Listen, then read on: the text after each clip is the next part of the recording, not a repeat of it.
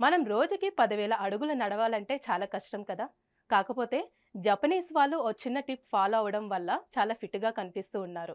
అది ఏ విధంగా అంటే, మనం రోజుకి 3 నిమిషాల పాటు వేగంగా నడవాలి. దాని తర్వాతకి 3 నిమిషాలు చిన్నగా నడవాలి.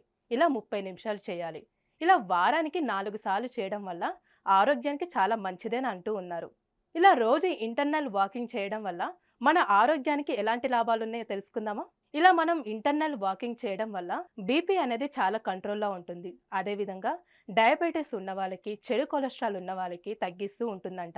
అదేవిధంగా కాళ్ళలో ఉన్న కండరాలనేది చాలా బలంగా మారుతూ ఉంటాయంట. ఇంకా చెప్పాలి అంటే గుండె సమస్యలతో బాధపడుతున్న వారికి గూడా చాలా ఫలితం ఉంటుందని అంటూ ఉన్నారు. ఇంకా చెప్పాలి అంటే మానసికంగా చాలా ప్రశాంతంగా ఉంటారంట. నిద్ర కూడా బాగా పడుతుందంట. అయితే ఈ చిన్న మార్పుతో మన ఆరోగ్యం అనేది చాలా బాగుంటుంది. ఇంకెందుకు ఆలస్యం? మరి ఇప్పటి నుంచే స్టార్ట్ చేయండి.